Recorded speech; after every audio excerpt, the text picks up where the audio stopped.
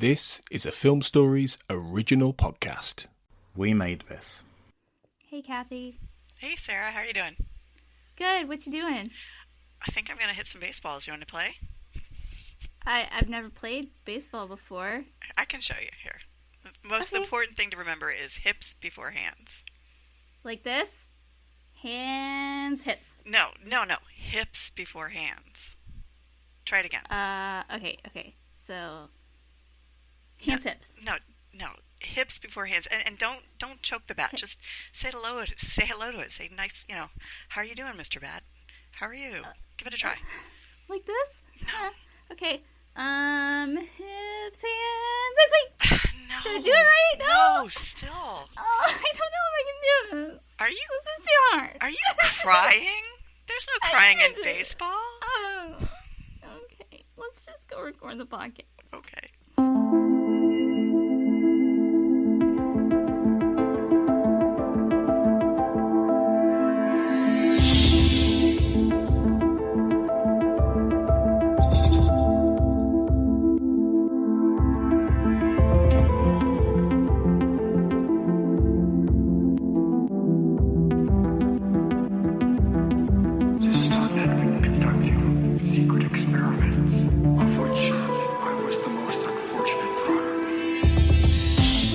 Welcome to the X-Cast. The truth is in here. I'm your host, Sarah Blair, and today my guest is the real Cathy G. Cathy Glinski. Hi, Cathy. Hi, Sarah. How are you doing? I'm hanging in there. That was rough. I was trying to learn baseball and it didn't go over well, but I think I would rather talk about the X-Files. So that's what we're here for, right? That's what I'm always here for. Absolutely. I am so excited about this episode. This is one that I've been looking forward to for ages, and it's one of my favorites, The Unnatural. Such a great episode. It is. Oh my goodness. It originally aired on April 25th, 1999, so in the previous century. Can you believe it? No. That was a whole century ago. That was just a couple years ago, wasn't it? Yeah, it was less than a decade ago. It's fine. The 90s are only 10 years ago. It's fine. This episode is the 19th episode of season 6. I can't believe that this is already here. It's going fast. We've made it so far. It has gone by so fast. And this was written by David Duchovny, and it was his directorial debut. Is that right? It is, yeah. Yep. It's kind of a big deal for him. Huge, yeah. And so right exciting. out the gate, he just hits a home run. Right? It's amazing. Just knocked it out of the park. Did. I might have mixed my metaphors there for Both. No, it's fine. It's not cliche at all. We're not talking about cliches. Not in this episode.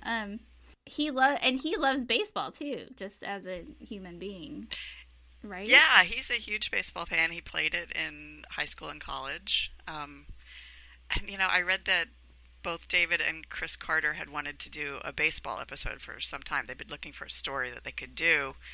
And David was working his way up to writing a whole screenplay. And so David was looking for a baseball story to do, and he was reading the paper and came across this story about this minor league player who'd hit 72 home runs in his career, but no one had ever heard of him because he was in the minor leagues. And this was at the time that they were having that home run war between McGuire and Sosa. But yeah, so it was this hidden history because no one had heard of him because he wasn't a major league player. And so David got the idea to use that, spin that into this story. So making everyone's dream come true. Chris and David. Was that the player that was on his jersey, or was that a different one? I thought I read that the Josh... No, I haven't. What was it at the end? We'll get there at the end. Yeah. Oh, at the end when he's in the batting cage with Scully. Yes. That could be. He's got a name, and he took the name Josh from that player, and then he's got the player's jersey on. Okay. I didn't write down the name of that player, so I don't know. I didn't either. Yeah.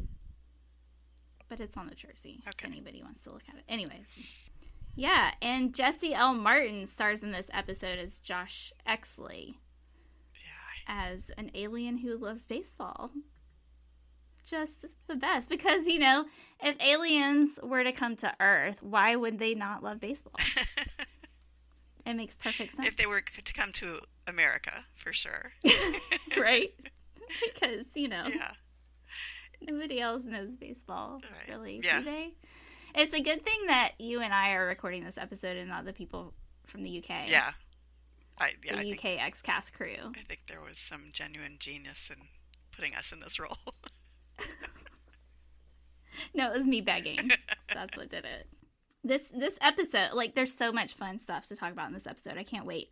So I think I have a guess as to what you would score it out of 10, but I'm going to let you say what your score is. I give it a 9 out of 10. I think it is absolutely delightful. I love it. But I think it's sort of paced like a baseball game. It's occasionally slow. It's not always riveting. There are moments that are going to keep you there and want you to come back, but it's, you know, there are some scenes that are just, they take a while. Yeah. But I personally don't mind that. I know, I think it's not for everybody. Like, baseball is not for everybody. But, you know, like you said. Yeah. I think what I love about it is the whole fairy tale nature of the story, the way it's presented, so I love that about it. And 9 is a pretty high score. It's just not perfect. Yes, it is. Yeah. And I don't know that, well, Quagmire gets a 10 from me, but that's the only one I think. I have 10s, yeah. But this isn't a 10, but it's very high. 9 is very high. Respectable I would say story. 9 for me too. Okay. I'll stick with that too. And on IMDb, it gets an 8.6 out of 3,208 votes at the time of this recording. But I don't know, Cathy, I just was happening to accidentally scroll down and I clicked on the ratings, and you can get ratings by demographic. Oh. Which I thought was fascinating. I had never seen that before. I didn't know. And it tells how many people voted for what number of stars. So 1,200 people, 37.4% of people gave this a 10-star rating. Wow. And yeah, and then 838 people gave it a 9, and then it goes down from there. But what's really interesting is that according to this, people who signed up or checked in as male, identified as male, and people who checked in and identified as female, they get the men gave it an 8.5, and they have 2,000 votes for the men out of all the ages. Okay. As far as women go, they gave it an 8.9 average, but only 521 females registered and voted on this. So far fewer females. And non-US users, 1,400 people who are not in the US gave it an 8.4. 860 US voters gave it an 8.9. Okay. So that's a whole lot of numbers there. Right? Fewer women voted on it. Yeah. Is the gist of it. Yeah. Much fewer women. Much less, fewer less. I'm an English major, so I know these things. I wonder how that compares to other episodes. Is it just fewer women vote in general? And many, on many I of don't them? know. Yeah, so. And many more people outside of the U.S. voted than inside the U.S. So I wonder if that had an effect. Because if they don't have baseball and more people outside of the U.S. are voting, maybe they didn't like it as much. That could be. I don't know. Anyways, I digress. I just thought that was interesting because I had never seen that before. Yeah. So, there you go. Let's dig in and talk about this episode because I can't wait. Okay.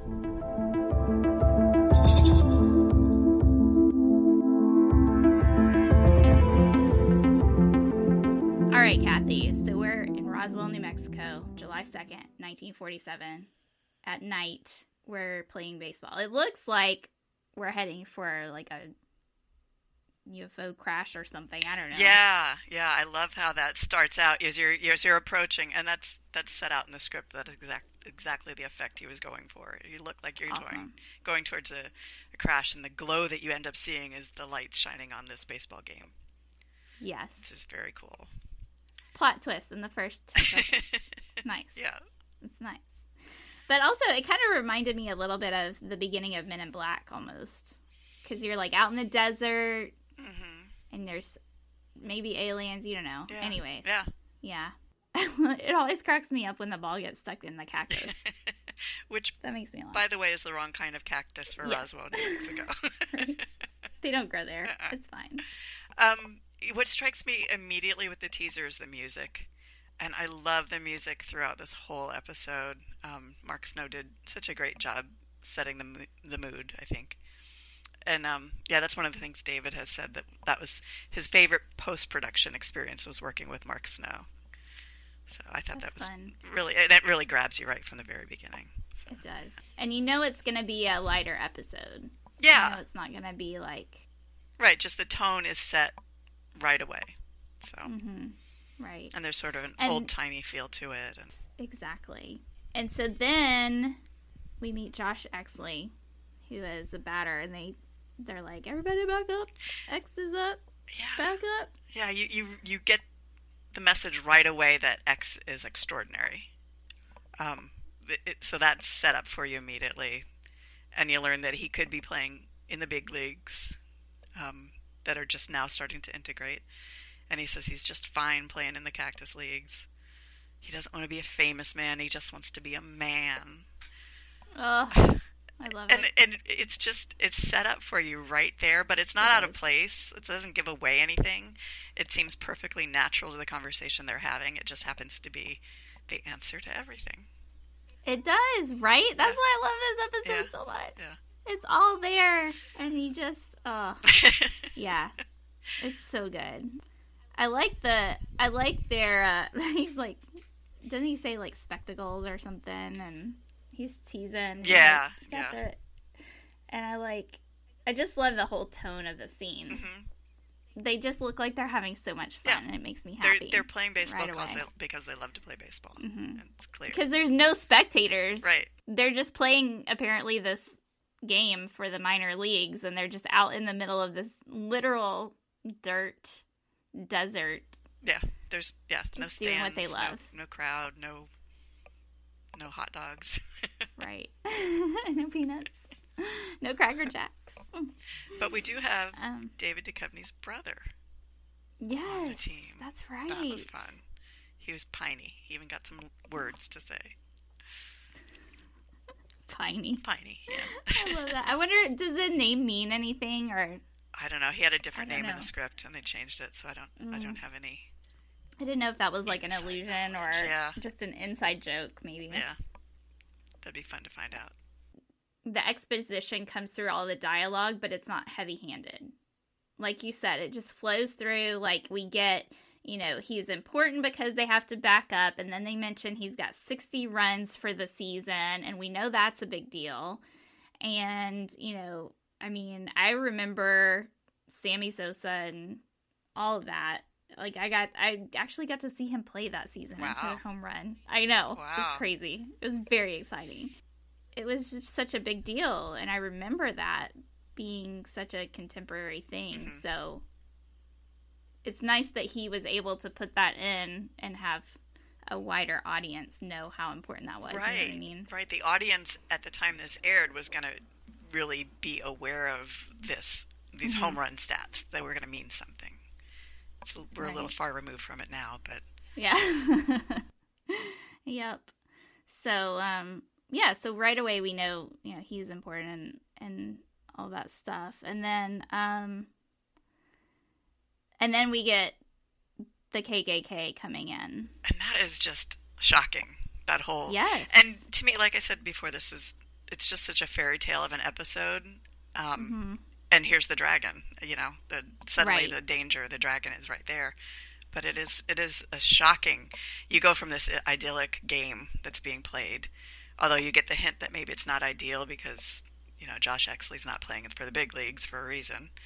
But then suddenly, you have this danger that's introduced into the scene. Yeah. Yeah. And,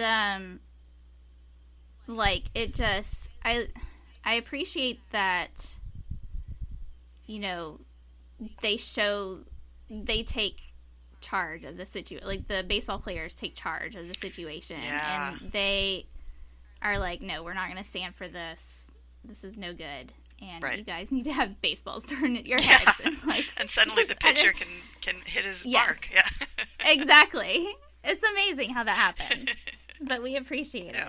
And so I'm glad that they, make it clear that they're not going to put up for that. And I like that they, stand up for Exley and all of the players. Yeah, both teams. Yep. And and then we know, they uncover the main, I guess, I don't know. We don't know at the point that he's an alien, but they uncover the leader. Right. Take the Scooby-Doo thing. Yes. Take his mask off. I like that when they reveal that he's an alien, that, he's a really bad alien. Yes. He's not one of the good alien guys. Right, because of the whole scene, the way it was presented. You know that this is the bad guy. I can't believe when I watch this, every time I watch it, it shocks me that I'm hearing the N-word. Mm-hmm. And it was contextually accurate, but it's not something we would put in an episode these days. And that shows how far how far things have changed. That it's just shocking every time I hear it. Every time. Yeah. And it's not even just once, it's 3 times. Yeah. I think about that every time because I'm like, there's no way standards and practices would let that happen now. And even though that's what that character would stay, we still wouldn't replicate that even in fiction. We would not do that. Yeah. So. No. So I'm glad that we have come beyond that. Yeah, absolutely. So that is the one part we get, that they're super, super bad because they're from the KKK. Right. And we get that right away. And then, they just get him and spit on him. And I'm like, yes! Spit in his face. Hit them with the baseballs, yeah. Get the baseball bat. It's a very satisfying scene. It is. Yeah. To see them. Yeah. It does set up the whole conflict very well. It does, indeed. Okay, then we fast forward to modern day. In the beginning. And I just love that David's going with the dad joke because he's about to become a dad. His wife was pregnant with their first. I'm going full out. I'm going with the dad joke. In the beginning. Cute. Very. And it worked. It did. And it I like the allusion to, the biblical aspect of Genesis. And then he does make a lot of allusions throughout the episode about God and baseball, and the baseball, they mention the baseball gods and that kind of thing. So I appreciate that. Then we fast forward to FBI headquarters and Mulder and Scully. Yeah. And I love that Vin Scully, that's really him. Yeah. Right? Absolutely. Yeah. That is so cool. The way he described it in the script, it's a Dodgers game. We hear the tinny rendering of Scully's voice. Vin, not Deana. And that's in the script. Cute. That is precious. That makes my heart so happy. And that this was I love it. going to be set in the Library of Congress. And I understand for production reasons why they, why create another set when we can just put them in the X-Files office. But I like the idea of Scully sneaking food into the library. I do, too. A little rebel there. Oh, yeah. She would be more rebellious for that than Mulder. Right. And just seeing her lug that big old book around. That big book down the stairs, it's so cute. So cute. She is so precious. Yeah. And I love that they get a mention of Bellflower in there, because isn't that Chris Carter's? That's his hometown, yeah. And they're just doing a really good job. It's a gorgeous day, a Saturday, a perfect sunny day, setting up the whole, lesson that Mulder needs to learn. You got to find some joy in life, not just hiding in the basement looking for anomalies. Such a cute scene. And Scully just wants to go outside. That's all. She's just like, I just want to go outside. She climbs up on her little stool and looks out the window. And, why are we here?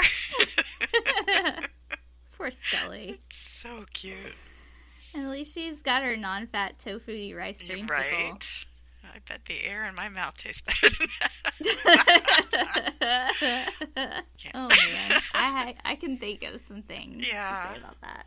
The two of them are so good in this kind of banter. They are. It's fun and it's adorable and it seems so natural. You just get the feeling that these two tease each other. It's an extension of what we've seen before, and it's just the perfect place for it. I feel like a lot of times that you just don't get to see the playful part of them enough. Yeah, I think that this feels perfectly like Mulder and Scully. Yes. We don't see them in this kind of situation very often, but we have in other times, and that's how they are. I think that's only normal to have lighter moments within. I mean, you're not going to constantly be under stress and pressure and life-threatening situations, and this just happens to be a sunny Saturday where they're teasing each other. Yeah. And we get to see it. Oh, how blessed we are. We are. I love, one of my favorite things I did write down is the look on his face when she says, "Oh, this precious Saturday, you've got us grabbing life by the testes and stealing reference books from the FBI library." And that look on his face, oh my gosh. Yeah. I just want to eat it up. It's absolutely just perfect. Just amazing. Yeah, it's good stuff. So finally, we realize, we have to talk about the cliches. Oh my gosh. Apparently there's some sort of philosophical discussion about the cliches that Mulder's choosing. I can't focus on that because they're just so cute as they're having this little contest. I didn't stop to think about what it actually was that they were saying. No. Until not at all. I scream, you scream, we all scream. Oh. Let's take a moment. Right? I just need to absorb that for a second. I love how flirty they are. I feel like this episode is a turning point. And we get the feeling of that here at the beginning of it.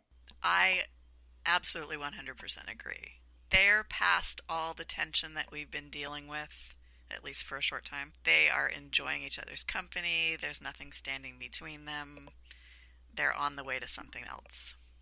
And they're, You know my theories I do. about Redux, but even if they haven't gotten it on already, I feel like they're definitely going to get there soon. So relatively soon in X-Files terms. We still have a whole season to get through. Canon, but come on. There's no way you get to the end of this episode. There's no turning back. They are headed full steam ahead. Sorry, no Romos. So, this is just, I love this scene so much. And then the fake sneeze and, everything. Yeah. I love when he grabs the ice cream and they're wrestling. Because her little scream of, "Mulder!" It's so cute. It's so real. Yeah. It's the best. Yeah. And he just wants an excuse to touch her and wrestle with her. They just want to tussle. How many times do you think they've eaten after each other on stakeouts? Don't you think they do that all the time? All the time. Like, she steals his French fries, he drinks out of her cup. Yeah. Oh my gosh. They're so there.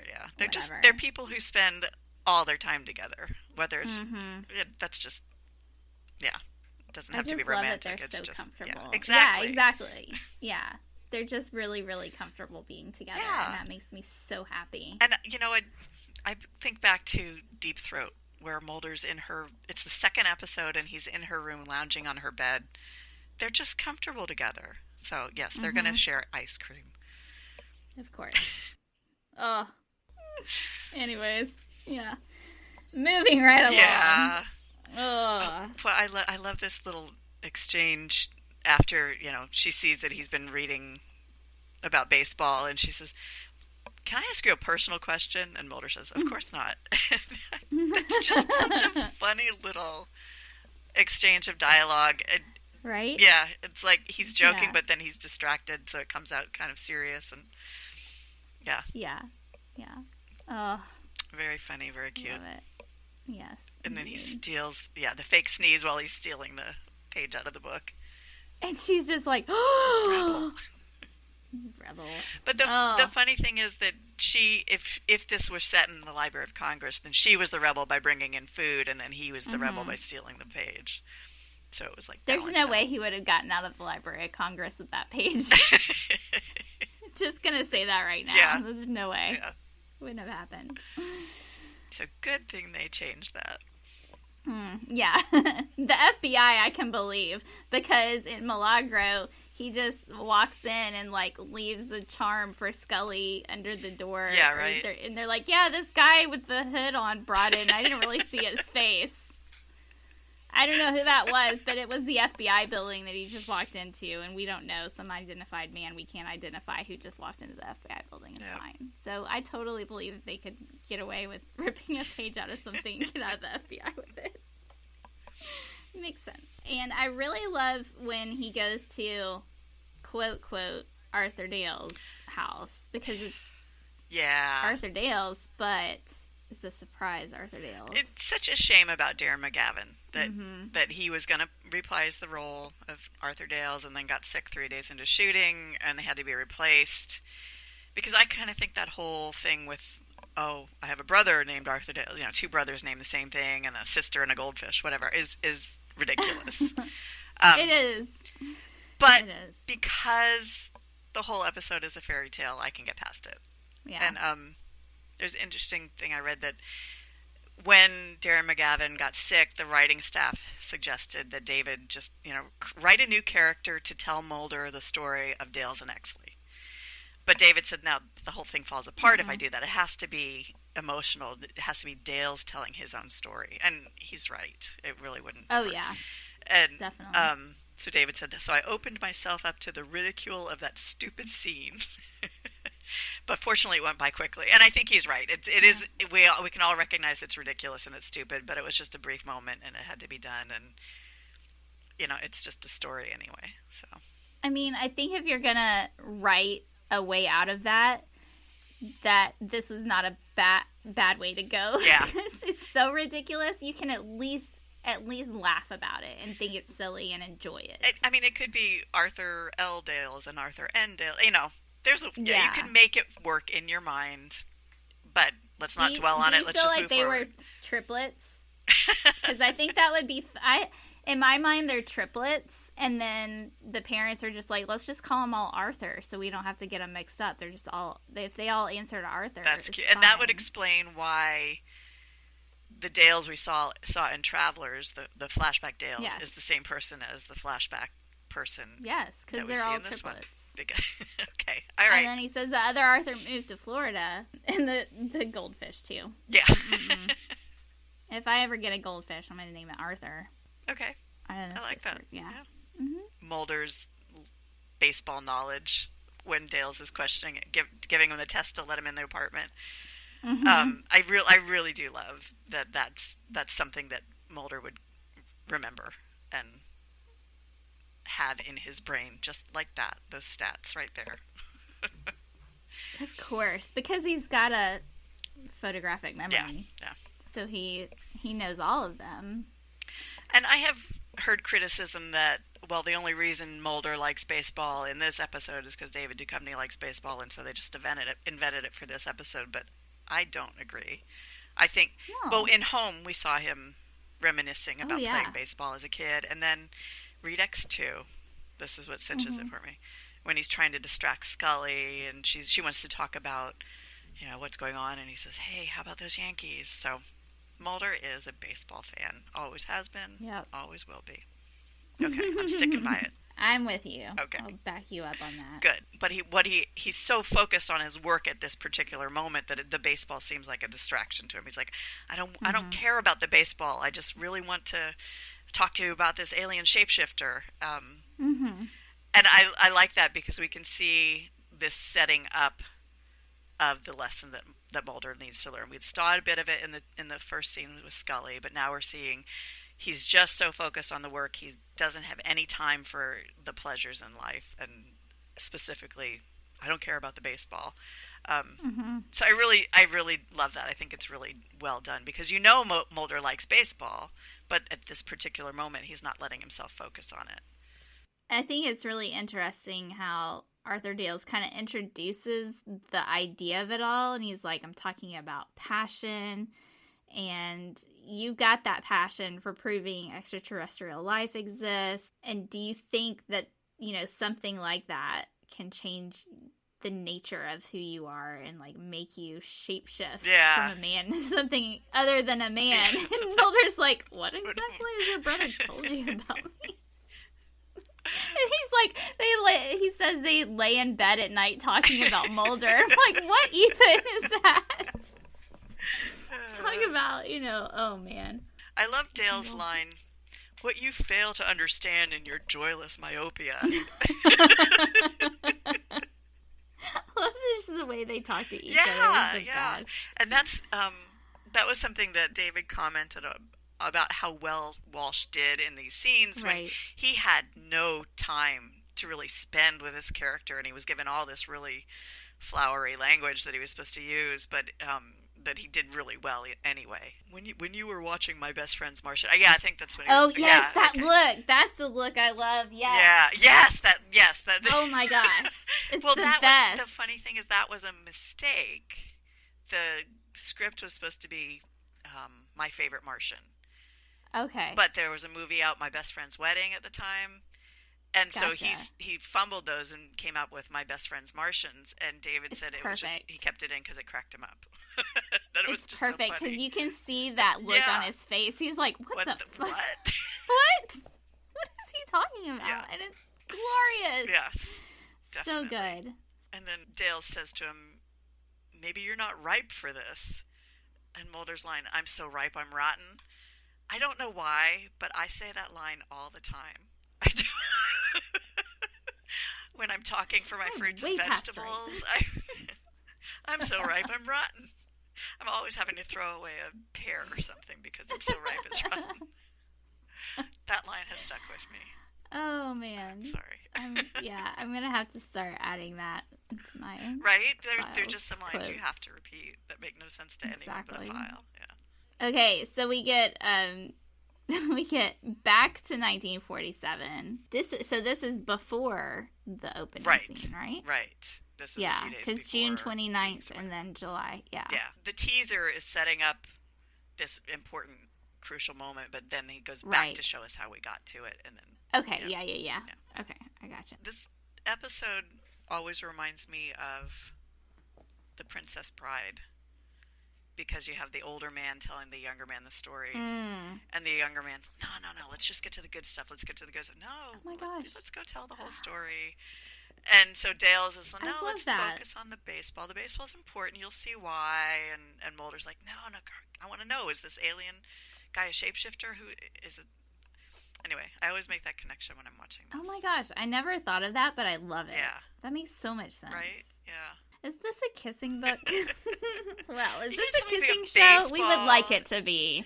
We would like it to be a kissing show, but that's okay. That came after. Yeah, I like that. That's what they did after the batting cage. Okay.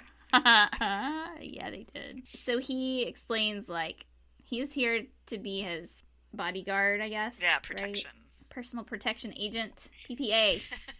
I think that the race theme is just clearly set up for you. That there's this lone white cop in a uniform sitting awkwardly amongst all the partying going on the bus, the singing, the laughing, the joking. So it's just a very awkward situation that they're having to, and that it just shows, okay, this is going to be important to the story. Right. He makes the joke, but then he doesn't realize, like, oh, maybe I shouldn't have said that. Yeah, did I go too far? Inappropriate. Whoops. Yeah. But then they, they embrace him and laugh. Right. And then we know that he's accepted. And then you cut to the next, there's a time lapse, and then everyone's wearing bits of his uniform, and he's wearing someone else's clothes. Yeah. And then also that part where he get the reflection. Yeah.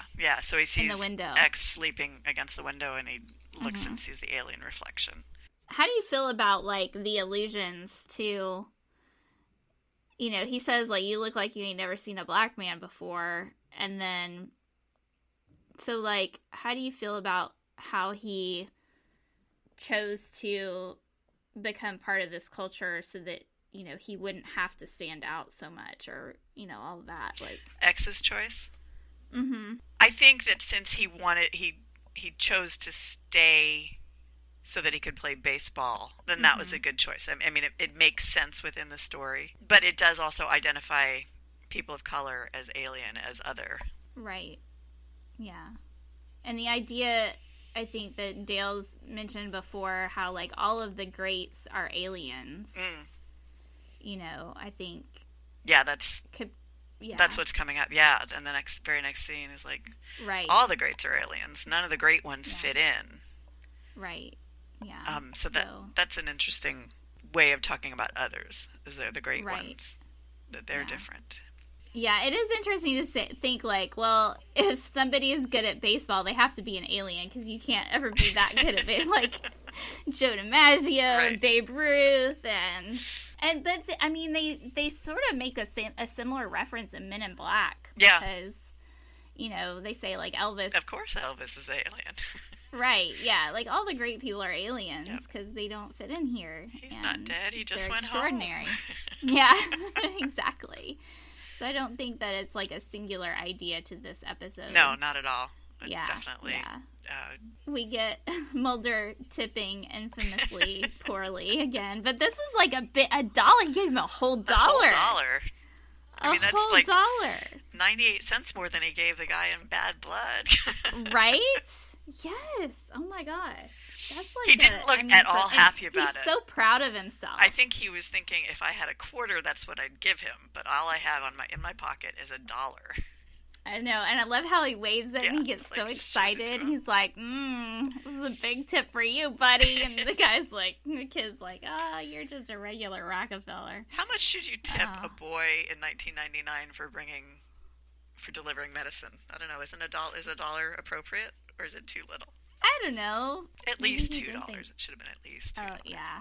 Okay. Mulder's cheap. We know that. And I like the transition, how he runs out of the apartment building and then he runs. I love all of the transitions and the directing and all of that. Yeah. It works so seamless. I think Duchovny did a really great job directing and keeping everything smooth and flowing, and even though, you know, some of it does move slower at times, it's still flowing. Yeah, we go back to the present often enough to keep us interested in what Mulder's learning, and then back to the past to learn the story. I think he did a really good job. And I like that the two little boys are good buddies and friends, and they're hanging on to each other, and they're so sweet together. Yeah. And then the chewing tobacco. Oh my gosh. I love that Dales is the one trying to fit in at this point. You know, he's trying to join in this ritual, and he fails miserably, but he really was trying, and they appreciated his effort. Yeah, he's trying. This is where he tackles him. Yeah. Because he sees the guns, but he doesn't know they're just squirt guns. So what does he say it is? A bee! Those bees. David Duchovny is still remembering that bee. Those pesky bees. That damn bee. It must have been a big one. Oh, but I do like that he appreciates it, though. Yeah. Oh, that was really sweet when he thanks him. Then he gets hit by the ball. This is where he kind of starts to think, like, hey, something really is going on, because he starts to bleed the green alien goo. I like the exposition here, because everything happens for a reason. Mm-hmm. And it helps drop the clues in such a nice, easy way that you just can pick them up and you don't have to think too hard about it. It all makes sense. Right. Amazing that an episode of The X-Files would make sense, right? You don't have too many questions to ask. Right. I mean, the green blood is a really very obvious clue to us as viewers about what's going to happen. So we don't need a big, long explanation. We have the visual cue. And then we go to Macon, Georgia, and we see this cop, and then he turns and, it's the bounty hunter. And, That's another clue to us about what's going on without needing the exposition. It's really very brilliantly done. It is. It really is. And they, we realize, like, hey, he's stolen this child's identity. So that's another clue about what's going on. Right. That he's not who he says he is. But we don't really know about. We've gotten the hints that he's an alien. Right. The first hint I think we see, other than the teaser where an alien's coming to get him, the first hint that we see that's about Exley is the green blood, right? I think that's the first clue we have. And the hint in the window, but we're not really sure about that. That's right. We had that. Yeah. We had that already. Yeah. Okay. So this is just developing the story further. Yeah. So it's just another clue. Yeah. But I like it that they just don't come right out and say it straight up. Right. They drop them in. Yeah. Like little sunflower seed trail. The scouts come, and so he's like, I don't want to. Yeah, we again we hear he's not at all interested in the majors. Yeah. And he throws and he messes up on purpose. Yeah. And then Dale's he notices it for sure, and then he confronts him on the bus. And that's the first tension we get between Dales and Exley. He'd already talked to the person in Macon and knows it's a child's identity. And he says, you're hiding something. That's why you don't want to go and get in the majors. So he thinks there's some kind of crime or something going on, something bad going on. You know, he talks about speaking in tongues and all of that. And I love that. And yeah. I love Jesse Martin in this role. Oh, Can we I just love talk Jesse about him Martin. for a Let's minute? just talk about him for a minute. Oh, he's amazing. He He's such a great actor. He is. And that voice. Oh. And I'm so glad he had an excuse to sing in this episode. And that's actually really funny because the joke in the script was that X was a terrible singer, but he sang with all his heart. He was just going to sing at the top with gusto for the joy of it. But David said when he decided to cast Jesse Martin, that obviously he was not going to waste that voice, and so he put him into. But the reason he got cast is because David saw him in a production of Rent, and so I love him. I think he's just darling. I'm so perfect in this role. Exactly. Yeah. And they sit down and they have that conversation, and he's talking about like disappointing your race and your teammates and all of that, and he's like, wait, you don't know anything about my race. And it's so subtle because he's talking about being an alien, but he could very easily just be talking about being a black man. Yeah, exactly. And you know, and like I appreciate the nuance there. I like it. Yep. I think it works nicely because it is important, you know, to like for him to lay down like you don't know anything about that. It's layered. Yeah. This is where he really finds out, right? The hotel scene right after that bus scene. Yes. Where he sees X in his true form. Passes out. Wakes up. Passes out. I always feel like maybe it's one too many times. I do too. Yeah. If they just like backed off on one of those, it would have been really funny. And the joke of changing into a woman, it was pretty funny. Yes. And then the guy walks in and I'm like, oh man. What is happening? That was good. Yes. I wonder who that girl is. Oh, I looked up her name and it didn't ring a bell to me. It didn't seem... The script talks about her like... And she's really gorgeous. So I wondered if he had someone specific in mind as he was writing it. Because sometimes they'll do that. They'll write a part for one of their production assistants, and there's inside jokes in the script about it. Yeah. But I didn't recognize the actress's name when I looked it up. So. Does she get a credit? Yeah. Well, she does. Oh, I don't know if she did in the episode, but I was looking online. So she doesn't have any lines. But I like that he catches on so quick.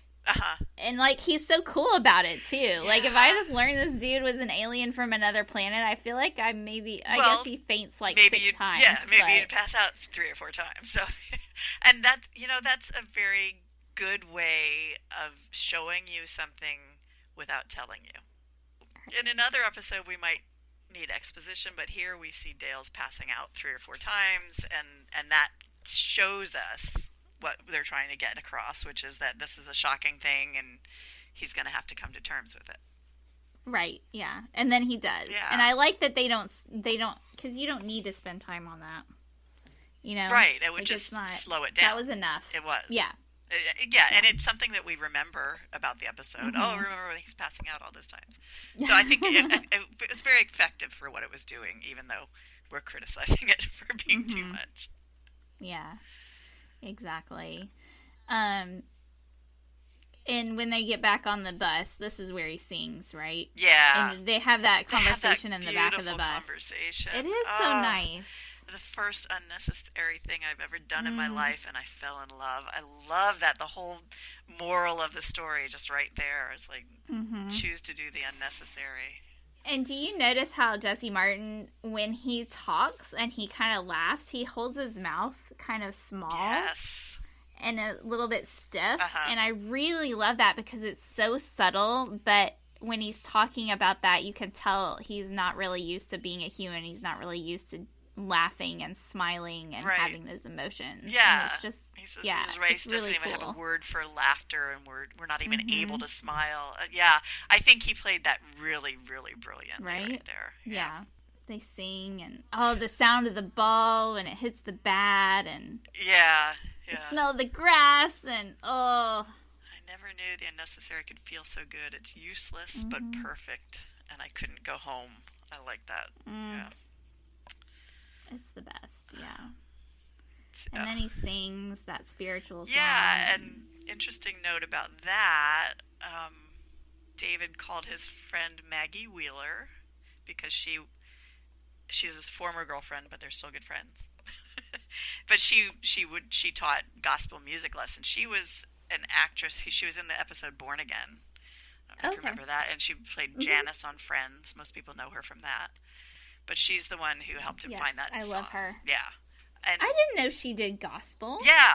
And she actually... That's amazing. The episode William, at the end, there's the song Michael Row Your Boat Ashore is being... Okay, that's actually her singing it. Oh, nice. Yeah. That's cool. Yeah, isn't that? I like that. See, the things you learn here on the X-Cast. Amazing. Did you notice the TV commercial for Gray Bus Lines? Yeah. You can go home again. Yes. It was so perfect because he was talking about I couldn't go home again, and then the song is We'll All Be Together in That Land. Just really worked out beautifully there. Oh, so they're back to Mulder and Dale's. Yes. And Mulder tries to sum up the story, and he makes it sound so stupid. Still trying to connect it to this conspiracy. He's still not getting the point that it's okay just to love baseball. Are there Dale's line? You certainly have a knack for turning chicken salad into chicken soup. Yeah. So good. That's fantastic. And when Mulder says, so is a man or an alien or an alien-human hybrid, the script says, Dale's looks blankly at Mulder. That was one stupid MFing question. And then Mulder, it's official, I am a horse's ass. Such a good scene. I love all these philosophical questions he keeps asking too. He's like, what is it to be a human? Yeah. What is chemistry and this and that? Right. And, he keeps asking. And you get the feeling that Dale's has some depth to him. Even though his life had a while to currently... be thinking about all this, too. Yeah, he's currently he's not doing a lot. He's doing a lot of drinking, maybe, but he's got some depth, and I think he's enjoying this conversation. Schooling Mulder. Yeah. When you meet an alien, when you're young and you know he's known aliens exist for his whole life, basically. Yeah. And he's kept it a secret. So I'm sure I'm sure he's had lots of time to think about that. Yeah. But instead, he's just having conversations with his brother about Mulder. Lying in bed at night. Lying in bed at night. Who cares about what's out there? Let's talk about Mulder. I can relate. I can too. Let's be real about that. Let's talk about Fox real. Mulder. I don't watch the X-Files for the aliens. It's true. Okay. when we're in Dale's apartment and you show the cut to the scene on the TV and you see the bounty hunter, so they're showing footage from back in 1947, and you see the bounty hunter shapeshift, right as he's putting a body into the trunk.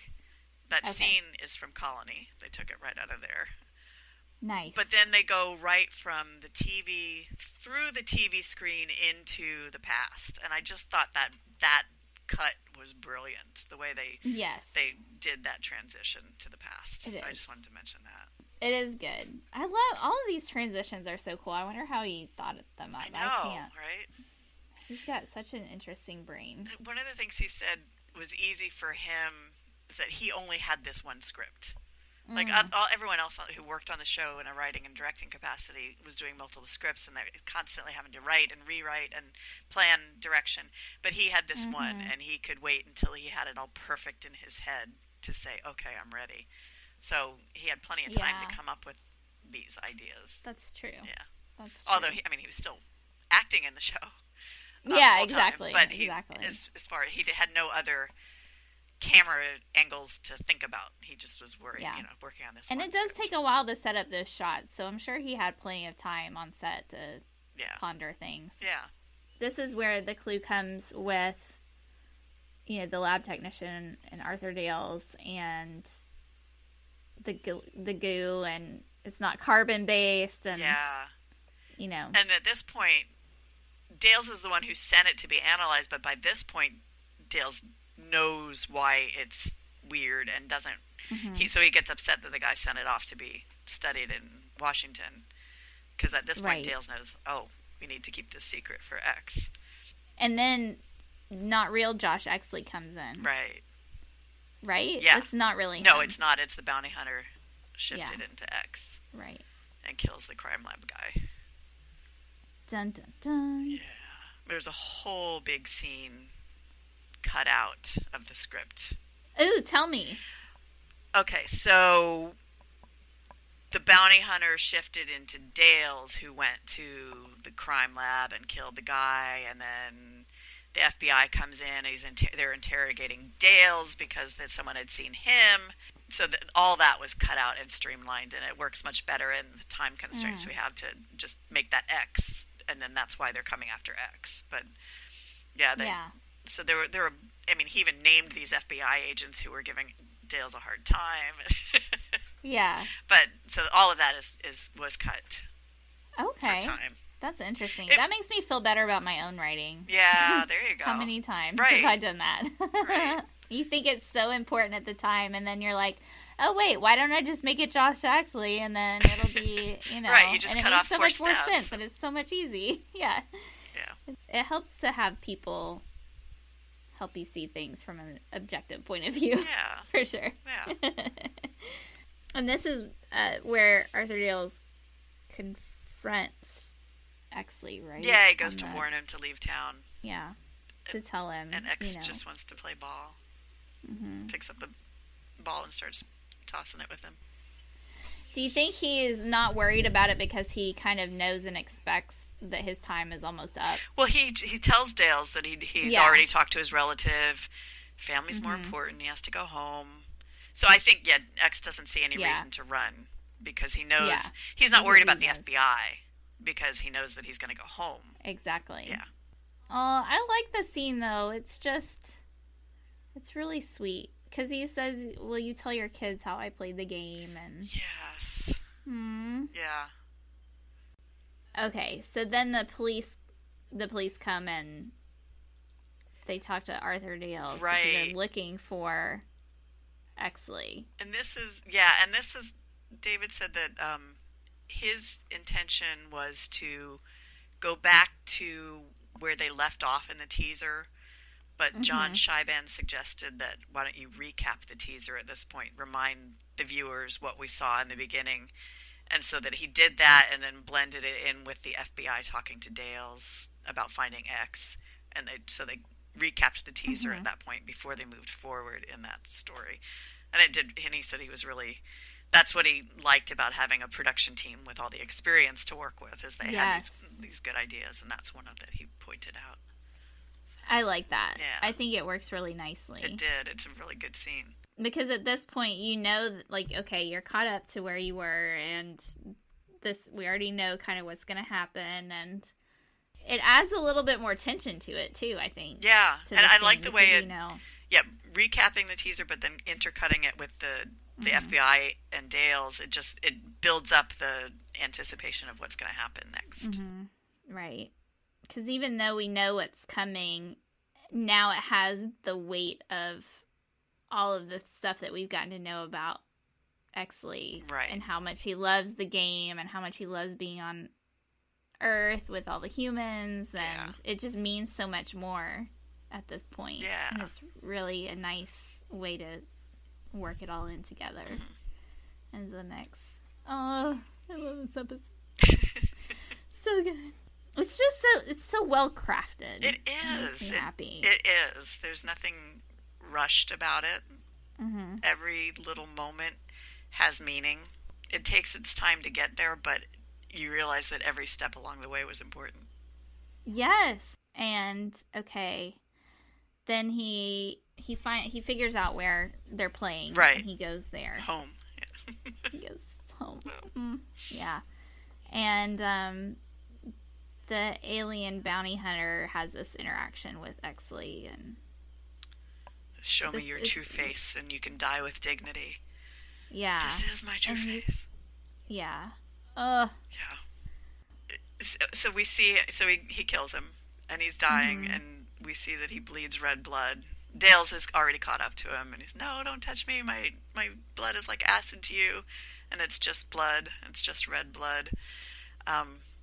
And I have to tell you what David Duchovny said about this. Yes. So he was using the image of red blood to tell a story, and it doesn't have a scientific explanation. There's no way to explain how Exley became a human. But it makes poetic sense. He said it's not meant as a literal narrative, but to convey that X's love of the game and of humanity made him real. And I love that. It's just that's how I feel. It was the same thing about having the brothers all named the same thing. It makes poetic sense, where it's telling the story that we need to tell. We don't need to come up with a scientific explanation for how he became human. Although I think that is probably a criticism that a lot of people have about the episode. It's like, oh, it doesn't make sense. But to me, that's what's beautiful about it. It never occurred to me that it should have an explanation. Really? Okay. Though. Okay. You know, like I never watched it and thought, you know, well, that doesn't make scientific sense. Right. Why? Like I never ever thought that, because it's not about that. Right. Like he said, it's about the poetry of it all, and it's about the idea that you can love something so much that it makes you a different person. Yes. Yeah, it changes you. Yeah. Like Pinocchio. Right. Exactly. He was a real boy. He learned how to love, and he became a real boy. Yeah. Yeah. And it's so sweet. And that shot where he's like holding him, and then it like rises up, and then it keeps rising, and then it goes back to present day Arthur Dales, and he's just like sitting there and he's crying. Like, that is my favorite part of the whole, like, okay, my second favorite part of the whole episode. Wait. That's my second favorite part after Mulder and Scully at the end. I do love that part, and that's where you needed this to be Dale's telling the story, because it's so emotional to him. It means so much. Yeah. And how it all flows together with the spiritual, and you just see that emotion. He's just crying, and Mulder's kind of just sitting there and letting him have his moment, and just everything about it is just so beautiful and just good. And now David had the producers loved that scene with cutting back to Dale's, and thought it should end there.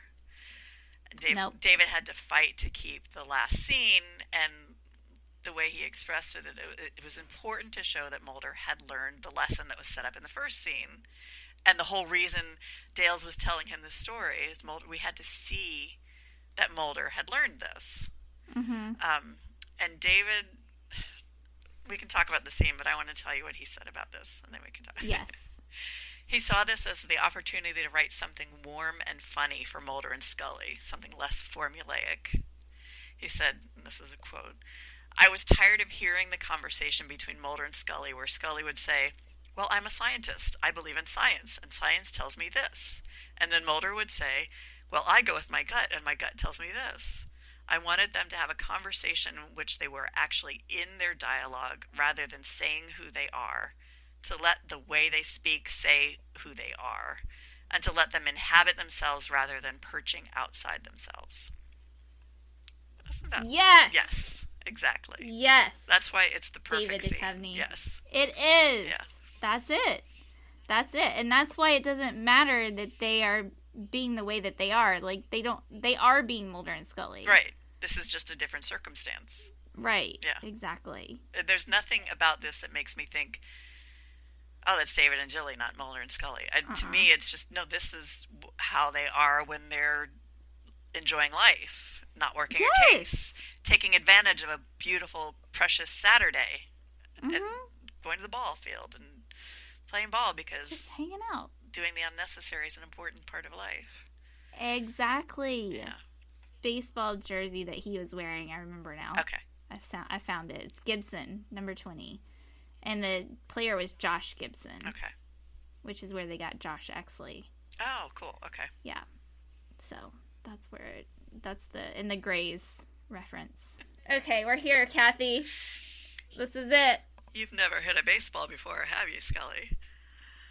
Fox Mantle. Of course no, I she haven't. has.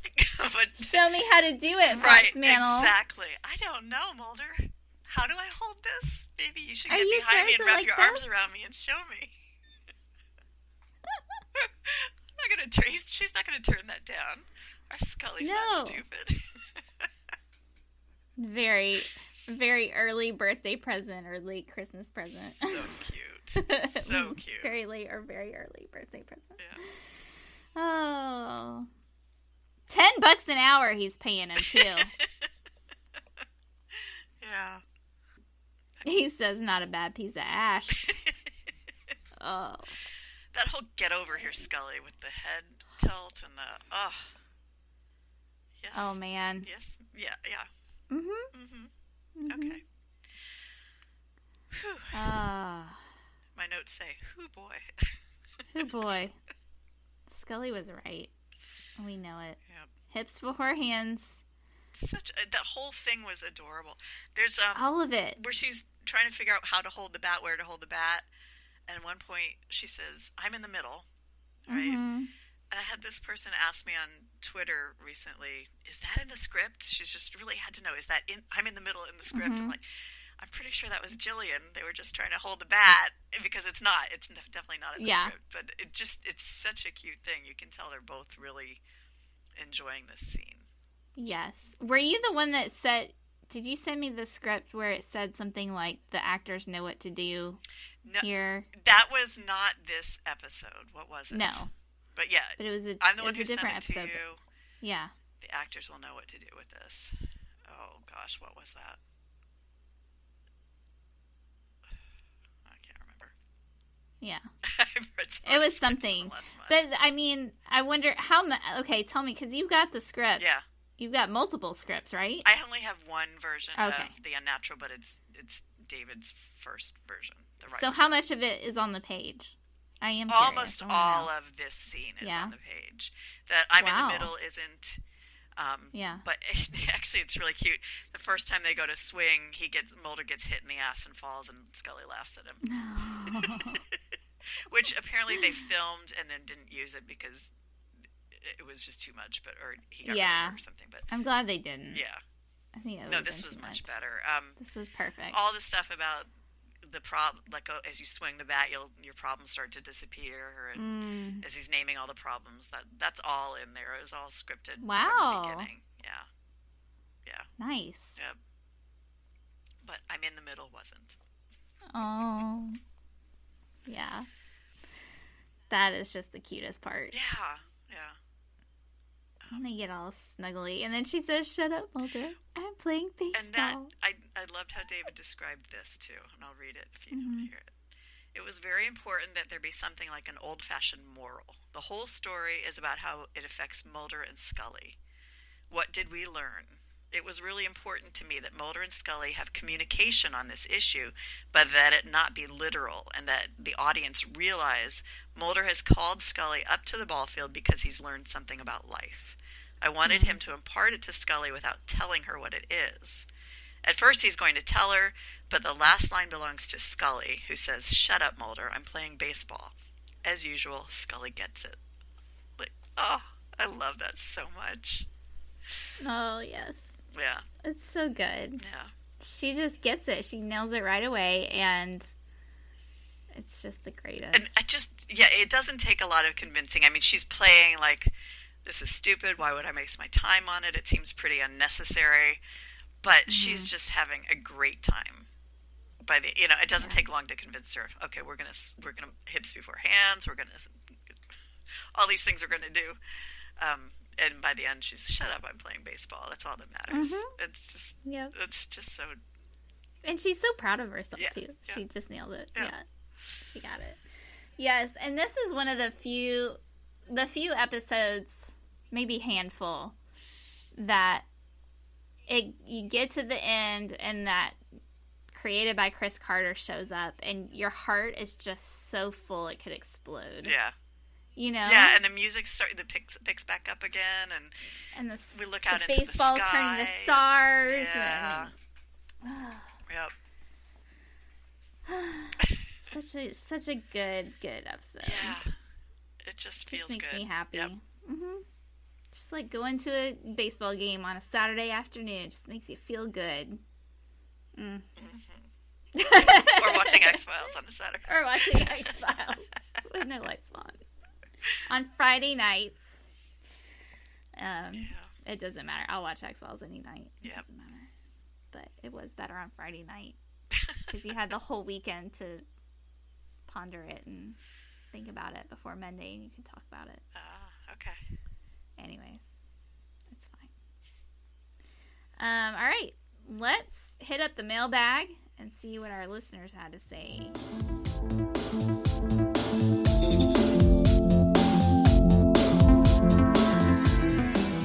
Carl Neer says, "I love this episode. To me, it was a perfect combination of two of my favorite things, X-Files and baseball.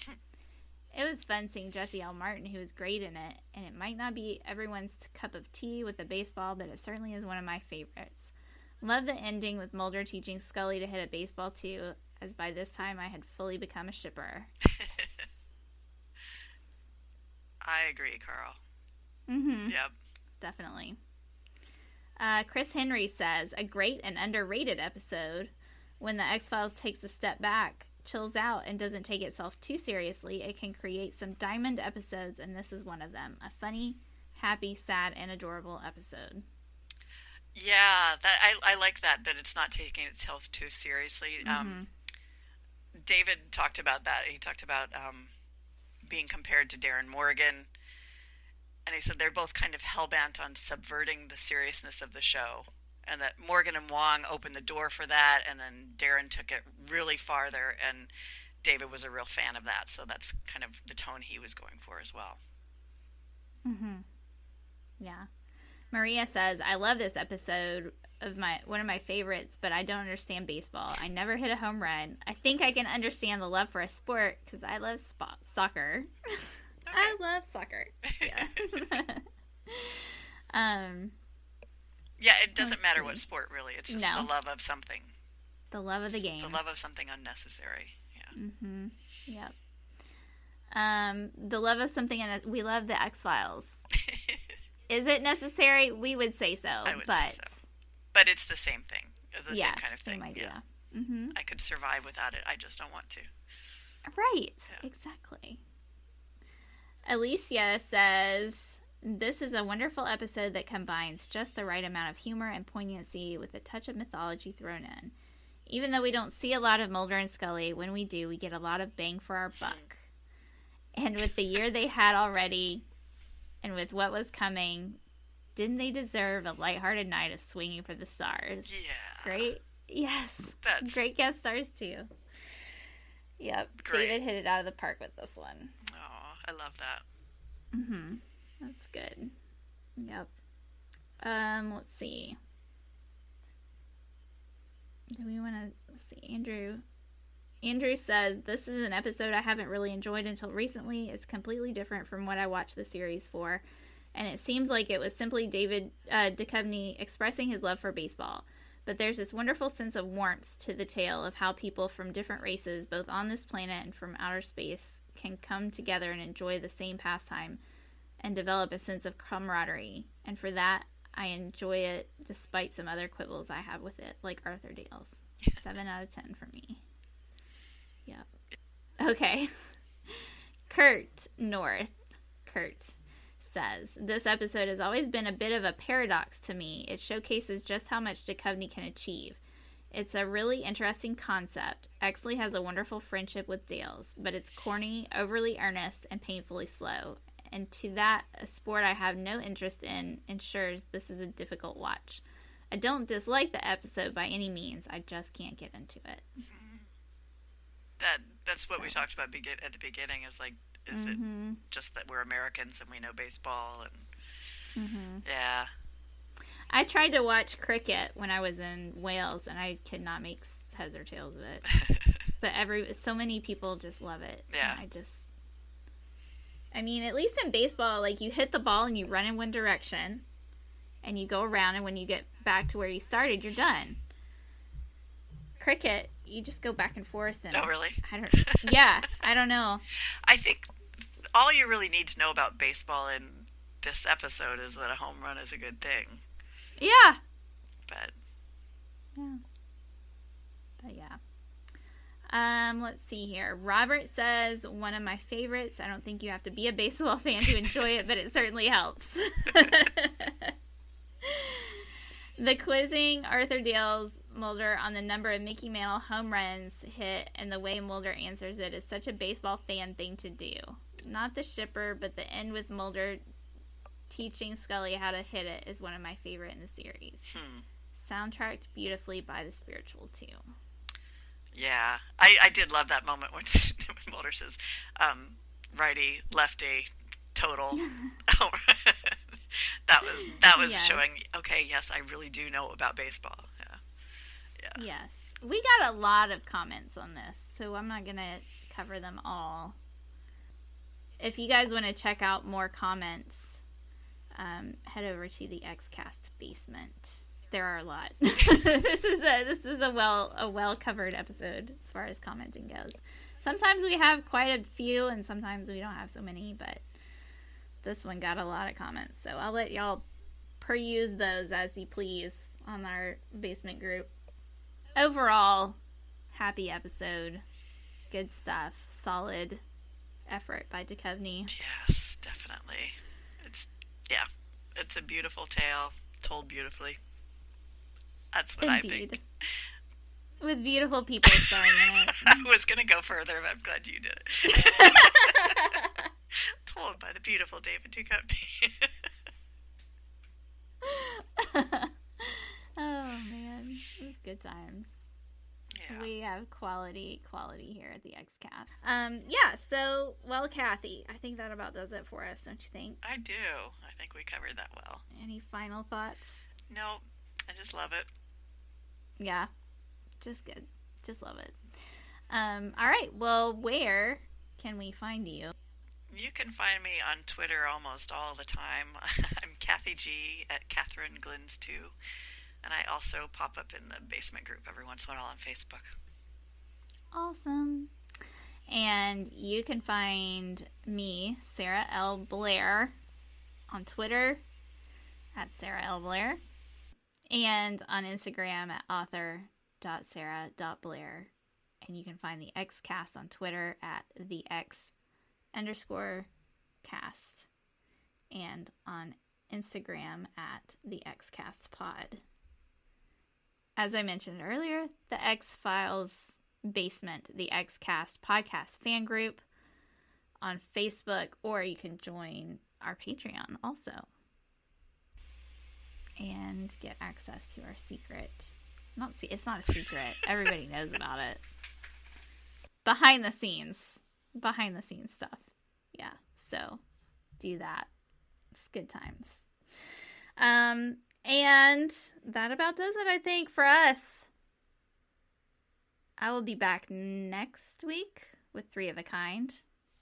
And until next time, always remember, folks, trust no one. Elsewhere on We Made This. Frame to frame. I mean, 2 years after he starred in this, Keanu Reeves became an action star with Point Break. It was only 2 years after this film. Yeah, but Point Break is extremely camp. Oh, yeah. It's extremely overblown and extremely over the top. So Point Break is basically a homoerotic movie about surfers mixed in with a heist movie. So, you know, when I can see the lineage between them. Yeah, so you're saying, so there is a connection in tone between that and the sort of exaggerated style of Bill and Ted. Is that what you're kind of saying? Like, that's what I was getting at, yeah. Yeah, I mean, you said it in better words. Well, the words on it. I didn't use bodacious, so I didn't get away with it. But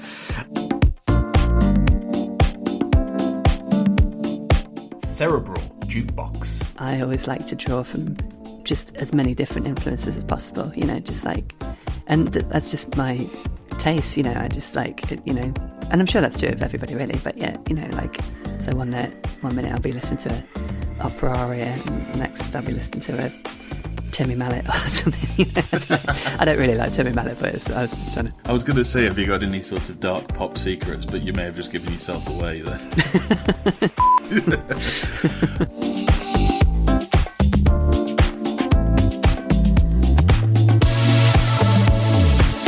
Life's milestones. I wanted to be a rapper called Razor. Nice. Yeah, 'cause my tongue was sharp like a razor, you see. Clever, right? Can I call you Razor? Yeah, I mean, if you want. I've been called much worse. So, yeah. But obviously, I spelt it incorrectly because rappers don't like to spell things right. So it was R-A-Y-Z-A because... Nice. Y because my tongue's sharp like a razor. I think that spelling as well almost emphasises the Midlands pronunciation. Razor. Razor? Yeah, oh God, yeah.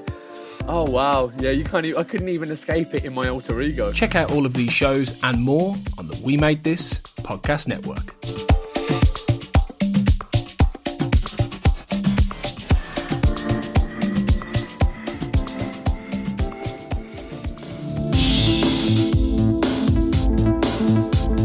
The Xcast and X-Files podcast was created by Tony Black and is produced and hosted by Carl Sweeney, Sarah Blair and Kurt North. You can find the podcast on Twitter at the X_cast, on Facebook by typing in the Xcast, and in our group, X-Files Basement, the Xcast podcast fan group, and on Instagram at the Xcast pod.